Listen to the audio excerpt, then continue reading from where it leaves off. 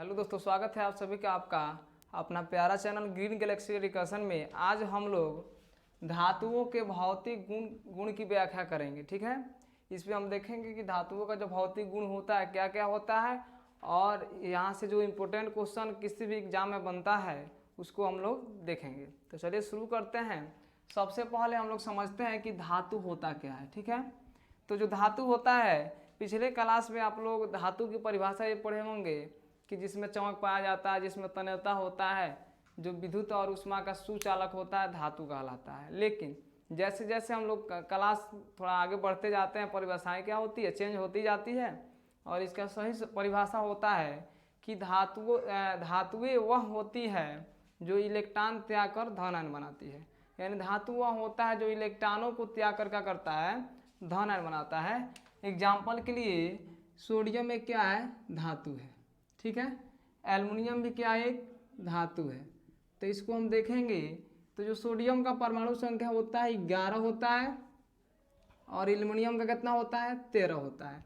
यदि सोडियम का इलेक्ट्रॉनिक विन्यास आप लिखें तो इसका इलेक्ट्रॉनिक विन्यास होगा 1s2 2s2 2p6 और 3s1। ठीक है, इसके बारीक उसमें कितना इलेक्ट्रॉन है, एक इलेक्ट्रॉन है।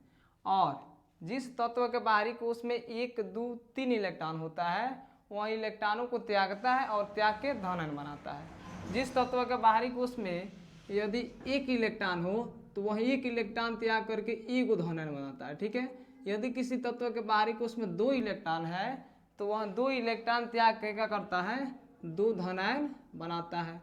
यदि किसी तत्व के बाहरी कोश में 3 इलेक्ट्रॉन है तो वह 3 इलेक्ट्रॉन त्याग कर क्या करता है, 3 धन आयन बनाता है। ठीक है, तो यहाँ पर हम देख रहे हैं कि सोडियम के बाहरी कोश में कितना इलेक्ट्रॉन है, 1 इलेक्ट्रॉन है। तो सोडियम क्या करेगा, 1 इलेक्ट्रॉन त्याग करके कितना धन आयन बनाएगा, 1 धन आयन बनाएगा। तो जब ये धन आयन बना रहा है तो कौन चीज़ है, धातु है। ठीक है, क्योंकि धातु का शुद्ध परिभाषा होता है कि वह धातु वह होता है जो इलेक्ट्रॉनों को त्याग कर धन आयन बनाता है। अगला एल्युमिनियम को देखते हैं। तो एल्युमिनियम का हम इलेक्ट्रॉनिक विन्यास लिखे हैं तो हो जाएगा 1s2 2s2 2p6। उसके बाद से हो जाएगा आपका 2p6, उसके बाद से 3s2। ठीक है, 3s2 के बाद से हो जाएगा 3p1। ठीक है, तो यहाँ देखिए इसका जो बाहरी कोश है 3s और 3p है। ठीक है, इसको के बोलते हैं, के कोश बोलते हैं, इसको एल कोश बोलते हैं, इसको एम कोश बोलते हैं। तो एम कोश में 3s2 3p1 है, जिसमें इलेक्ट्रॉन कितना है, 2 यहाँ और एगो, टोटल कितना इलेक्ट्रॉन है, 3 है। यानी एल्युमिनियम के बाहरी कोश में कितना इलेक्ट्रॉन है, 3 इलेक्ट्रॉन है। तो जिसके बाहरी कोश में 3 इलेक्ट्रॉन होता है वो कितना धन आयन बनाता है, 3 धन आयन बनाता है। तो एल्युमिनियम कितना धन आयन बनाएगा, 3 इलेक्ट्रॉन त्याग कर 3 धन आयन बनाएगा। मतलब एल्युमिनियम क्या होगा, धातु होगा। तो धातु का परिभाषा हम लोग देख लिए। और ये जो हम दिख रहे हैं पहले हम लोग परिभाषा में इसको लेते थे कि चमक पाया जाता है, तन्यता होता है, चलकता हो, वो कौन सी कहलाता है, धातु कहलाता है। लेकिन अब परिभाषा शुद्ध तो हम देख लिए, ये सब उसका गुण है। क्या है जी, गुण है। तो देखिए हम एक एक करके समझते हैं। पहला है चमक। जो धातु होता है, धातुओं के भौतिक गुण में पहला क्या है, चमक। तो धातुओं में एक विशेष प्रकार की चमक पाई जाती है। कोई भी धातु आप देखिएगा खूब बढ़िया चमकता है। जैसे सोना को ले लीजिए, चांदी को ले लीजिए, लोहा जब नया रहता है तब भी उसमें चमक होता है। तो जो चमक होता है उसे क्या कहते हैं हम लोग, धातुई चमक कहते हैं। क्या कहते हैं उसको, धातुई चमक कहा जाता है। उसको हम लोग धातुई चमक कहते हैं। यानी धातुओं में एक विशेष प्रकार की चमक पाई जाती है जिसे क्या कहा जाता है, धातुई चमक कहा जाता है। दूसरा जो इसका प्रॉपर्टीज है, तन्यता। क्या है, तन्यता है, टेंसिटी है।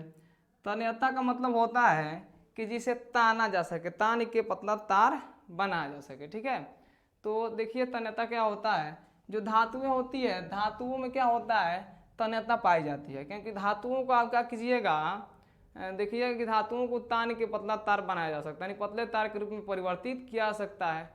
और जो धातु होती है उसको पीटिएगा तो फैलता है, टूटता नहीं है।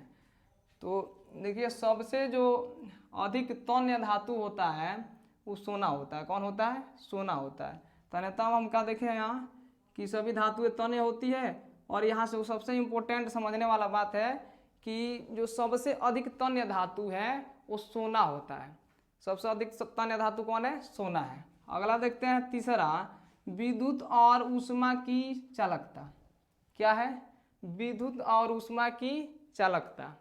तो विद्युत और ऊष्मा की जो धातुएं होती है वो सुचालक होती है। कोई भी धातु है वो विद्युत और ऊष्मा का क्या होता है? सुचालक होता है। और सबसे अधिक जो सुचालक धातु है आपका कौन है? वो चांदी है। कौन है? चांदी एक ऐसी धातु है जो विद्युत का सबसे अधिक क्या है? सुचालक है, जिसका संकेत क्या होता है? Ag होता है। क्या होता है? Ag होता है। अगला है भौतिक अवस्था। भौतिक अवस्था का मतलब होता है कि धातुओं का रूप कैसा होता है, ठोस होता है कि द्रव होता है कि गैस होता है। तो जो सभी धातुएं होती है कमरे के ताप पर ठोस अवस्था में पाई जाती है। किस में पाई जाती है? ठोस अवस्था में पाई जाती है। अपवाद में एक ऐसा धातु है जो कमरे के ताप पर, कमरे के ताप का मतलब हुआ वातावरण का जो टेम्परेचर, नॉर्मल टेम्परेचर है, इस पे किस में पाया जाता है? अपवाद में एक ऐसा धातु है जो द्रव में पाया जाता है, जिसका नाम है पारा। पारा का संकेत क्या होता है? Hg होता है। परमाणु संख्या कितना होता है? 80 होता है। यानी पारा एक ऐसा धातु है जो कमरे के ताप पर किस अवस्था में पाया जाता है? द्रव अवस्था में पाया जाता है। बाकी धातुएं कमरे के ताप पर किस अवस्था में पाई जाती है? ठोस अवस्था में पाई जाती है। अभी तक जो मुख्य पॉइंट समझने वाला है, जो सभी तरह के एग्जामों में पूछा जाता है, हम लोग क्या देखें? पहला देखें कि सोना ऐसी धातु है, सोना लिख दे रहे हैं यहाँ। सोना का संकेत होता है Au। गोल्ड का संकेत क्या होता है? Au होता है, जो सबसे अधिक तन्य धातु है। क्या है? सबसे अधिक तन्य धातु है। 1 ग्राम सोना से 2 किलोमीटर से अधिक मतलब लंबा तार बना सकते हैं। 1 ग्राम सोना से पतला तार बनाना शुरू कर दे तो कितना बन सकता है? 2 किलोमीटर लंबा तार बन सकता है। ठीक है। तीसरा में हम लोग क्या समझे हैं कि सभी धातु में विद्युत और ऊष्मा की क्या होती है? सुचालक होती है। लेकिन जो चांदी होता है सबसे अधिक मतलब ऊष्मा और विद्युत का क्या होता है? सुचालक होता है। और चौथा में क्या नोट किया हम लोग? भौतिक अवस्था। भौतिक अवस्था में देखिए सभी धातुएं कमरे के ताप पर ठोस अवस्था में पाई जाती है। लेकिन अपवाद में कौन है जी? अपवाद में पारा एक ऐसा धातु है जो कमरे के ताप पर किस में रहता है? द्रव में। पारा का संकेत Hg होता है और परमाणु संख्या 80 होता है। बस आज के लिए इतना ही। अब हम लोग मिलते हैं नेक्स्ट वीडियो में। धन्यवाद।